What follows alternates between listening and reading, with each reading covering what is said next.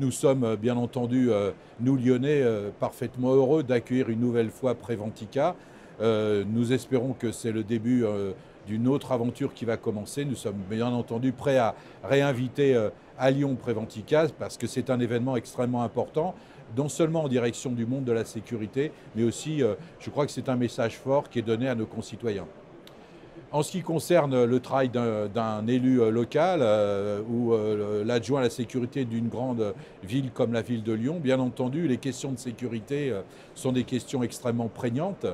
D'ailleurs, à son arrivée à la tête de la ville de Lyon, Gérard Collomb avait fait de la sécurité un élément important de sa politique et que nous nous inscrivons dans les pas qui ont été inscrits dans les années 2001-2002, qui ont été sur l'ensemble du territoire des éléments de balance. Nous sommes rentrés dans un nouveau monde en ce qui concerne l'acceptation d'un certain nombre de tâches par les élus locaux, en particulier l'installation de réseaux de vidéoprotection, mais aussi de façon de travailler de manière partenariale entre différentes forces sur un territoire. C'est notamment les CLSPD, ces fameuses instances qui réunissent autour du maire, du procureur de la République, du directeur départemental de la sécurité urbaine, l'ensemble des forces qui concourent à la sécurité sur un territoire, que nous déclinons en ce qui concerne la ville de Lyon dans nos 9 arrondissements. Voilà un petit peu le travail que nous effectuons de manière quotidienne.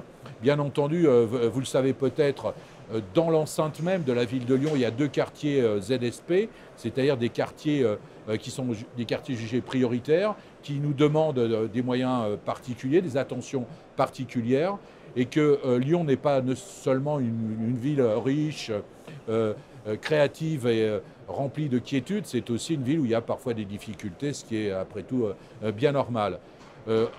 Il est clair qu'à partir des années 2010, et notamment avec les attentats de Charlie Hebdo, puis du Bataclan, pour parler court, nous avons dû faire face à des situations que nous ne connaissions pas, à l'instar du pays d'ailleurs.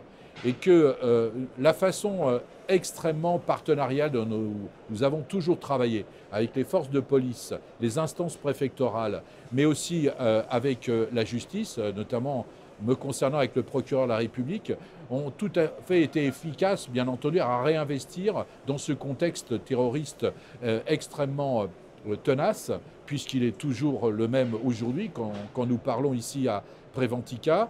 Hier, il y a eu des attentats à Liège, ils auraient pu avoir lieu dans n'importe quelle ville d'Europe, c'est clair, et que les élus locaux, moi-même, sommes organisateurs d'événements importants. À Lyon, il s'agit de la Fête des Lumières.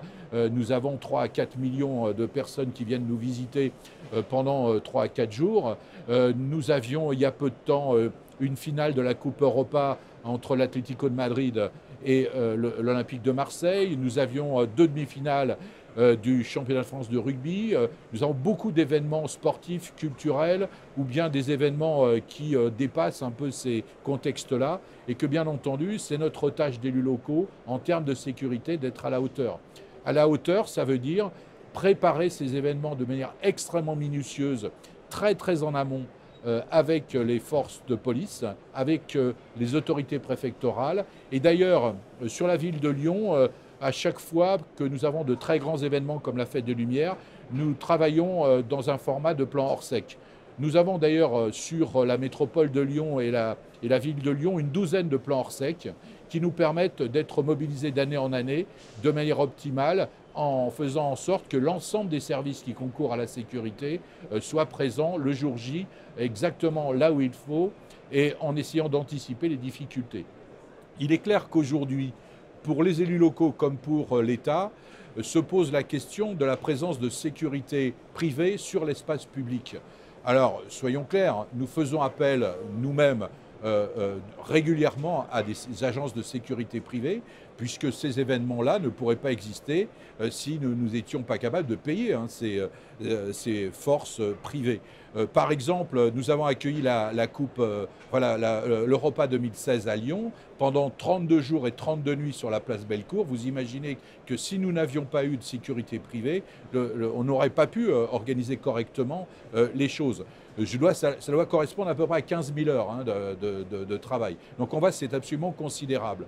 Mais au-delà de ça, il est clair que de manière très ponctuelle, très cernable dans le territoire communal, notamment par exemple en matière de vie nocturne. Nous utilisons déjà en accord avec la police nationale un certain nombre de forces privées, notamment pour la sécurisation de terrasses ou des choses comme ça, de manière à ce que Lyon puisse demeurer une ville attractive, une ville où on s'amuse. Il y a 135 000 étudiants à Lyon, hein, c'est quand même assez considérable. Il y a des événements, ne serait-ce que Préventica, des tas d'annonceurs ce soir vont aller dans un restaurant, boire un verre dans une terrasse de café ou je ne sais trop où. C'est normal, une grande ville doit être accueillante et doit avoir une vie nocturne de qualité. Mais avoir une vie nocturne de qualité, c'est pour ça qu'on a une charte de la vie nocturne, c'est aussi avoir une vie plus sûre et plus apaisée. Voilà un petit peu le travail qu'un élu local dans une grande ville comme Lyon se doit de faire pour que la sécurité ne soit pas